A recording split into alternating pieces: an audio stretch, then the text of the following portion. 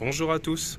Aujourd'hui, je voulais vous présenter la manière dont je nettoyais ma baie moteur quand elle était vraiment sale. Donc ça, c'est le véhicule de ma femme où il y a eu des fuites d'huile à l'intérieur et honnêtement, il était dégueulasse. Vraiment, il y avait de l'huile de partout. Donc pour nettoyer la voiture, la baie moteur, pardon, simplement, tout d'abord, on protège bien toute la partie électrique.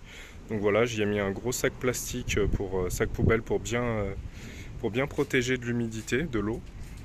Et ensuite, alors c'est pas bien autorisé, mais je monte avec un lève-voiture, j'ai perdu le mot, un cric hydraulique, pardon.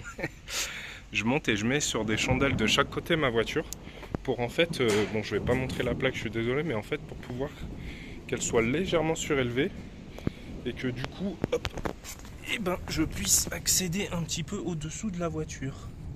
Et du coup y mettre un coup. Alors bon, là c'est pas forcément quelque chose de très utile parce que quand on roule ça salit en dessous, mais là on va passer le contrôle technique. Comme il y a eu des fuites, on a pas mal de dépôts un peu de ce type là qui sont pas très propres et je voulais avoir une voiture un petit peu plus propre pour essayer de la faire passer sans forcément... c'est pas une voiture qu'on utilise beaucoup, elle a déjà 210 000 km. C'est pas énorme non plus, mais c'est notre voiture du coin, c'est pas la voiture pour les longs trajets et tout.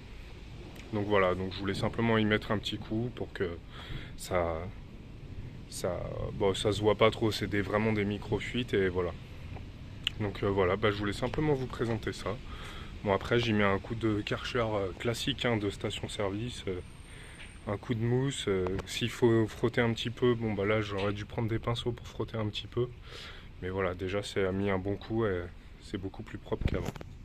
Donc voilà, c'était juste pour vous présenter ça. En vue du contrôle technique du coup, voilà. Et du coup pour la distance, je me mets pas trop proche, voilà, je veux pas plus que ça. Si vous êtes joueur, vous pouvez y aller un petit peu plus, je vous le conseille pas, simplement voilà.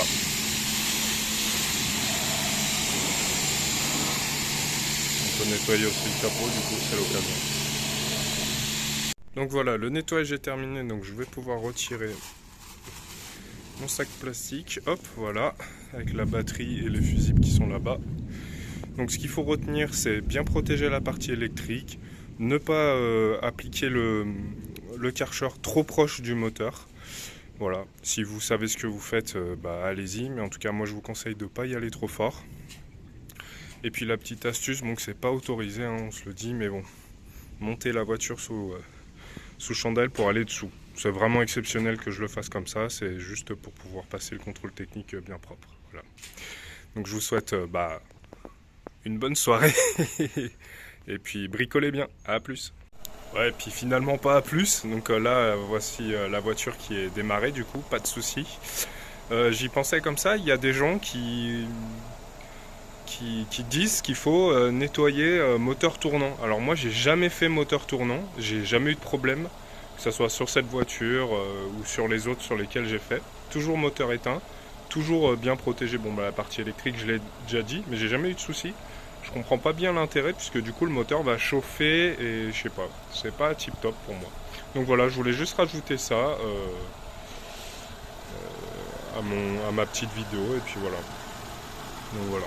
Donc voilà, en gros, si vous voulez voir un petit peu pourquoi je fais ça, j'ai un peu de graisse comme ça, un peu partout dans la voiture. Je sais pas si on verra là un petit peu sur les. Ouais, voilà. Bon. Je vais pas vous faire tout le tour, mais bon, j'en ai partout. J'en ai là-bas derrière, j'en ai là. Enfin bon, voilà.